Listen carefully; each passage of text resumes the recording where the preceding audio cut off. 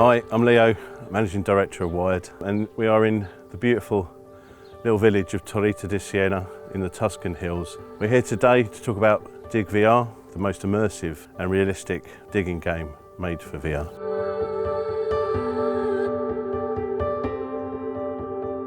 Italy is my safe space. You know, I've come here since I was a child.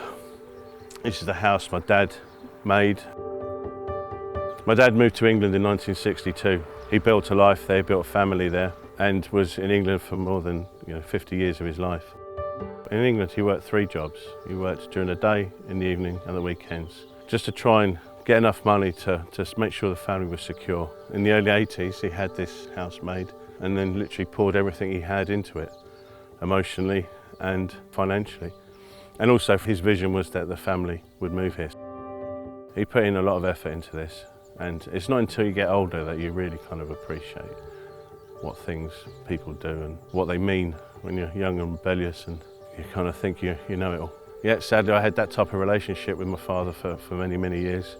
And it wasn't until the later stages of my life that I kind of realised the importance of family and such. So this is an important place. My dad got to the age of 59, retired. 6 months later, started showing signs of Parkinson's. For a short period of time, we had to put him into a home. He'd had dementia for 3 years and it was very, very difficult to look after him. But it wasn't right. It was a terrible experience and there was no way I was leaving him there. So in April 2017, I took the decision to bring him to Italy. I managed to find 24-hour care, 2 carers that were living in, and basically offered him a way better life than he would have had if it was in England. Outside, he was going for walks. In England, he got to the stage where he couldn't even walk. After a few months of being in Italy, he was bouncing around. You couldn't stop him. He was wandering around, he was eating, he just had his swagger back, and he owned the place. He might have had dementia and Parkinson's, but the man bossed the place, man. There was no way you were doing anything without his approval.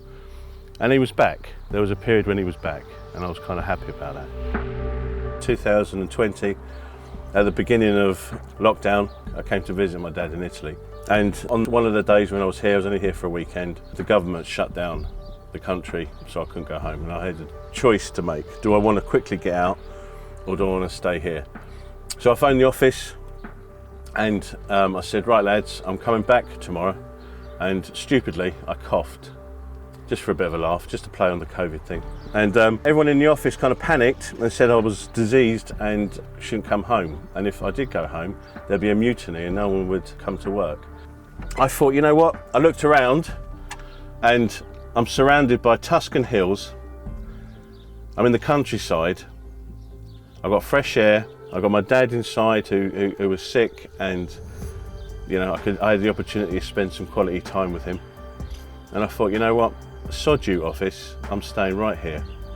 And that was my beginning of my COVID journey. But COVID led to being bored and wanted to smash things up. So that's how the need for a digger came along. I hired a digger, and in true Italian fashion, the guy dropped it off and gave me the keys and said, there you go son, off you go, use it. So with no practice, I had control of a pretty powerful vehicle with no knowledge of what to do with it. To be honest, it wasn't very smooth, but what happened is that you do start eventually finding a really good flow of how the arm moves. You're working out the buttons and you're mashing it and you're doing the right sort of combinations and the right flow. When you do have it, it's a beautiful motion, it's a beautiful machine, and you become at one with the machine. Really, the machine is an extension of your body. That's how it should be felt. Came off this machine, lifted it all up, jumped out, and I go, hey man, this is exactly like playing a video game. And the idea popped. The digger became such a fundamental part of the COVID experience. I built a bedroom and a bathroom for my dad. We needed a digger to do the piping, planted trees, put a decking area for him, needed a digger for that. So digger became a real fundamental machine. And the more it was being used, the more the idea brewed about the game. We were lucky enough to meet a really good team called Just Add Water, who didn't just take the idea, they actually bought into it. They saw what the vision was, they saw the connection, and they made it into a game. They took an idea born in Italy and it was made in England. So it's a really good combination.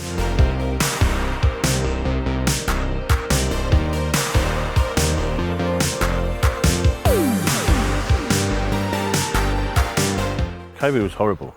People died. You know, it was a horrible experience for the majority of people. But to actually have a dedicated almost 2 years of just spending time with just one person without the need to go anywhere, without the need to do anything, and just be there, be present. For me, it was important. I was a bit of a wanker. I was a bit of a rebel growing up. I messed around, and it wasn't until later years that I kind of realised that my dad actually had my back, even though I didn't really appreciate it.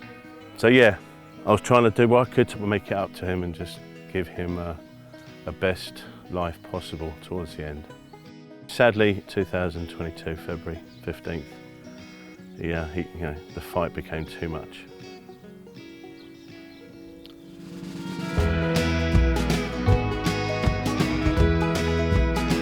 Dig VR is a game, but it's a bit more than just a game. It's a tribute to my father.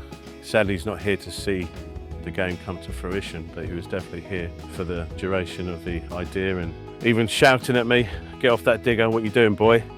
which is always kind of ringing true in my brain. And it's for those little moments. So it's a deeply personal project, and it's dedicated to him. It has his DNA in it.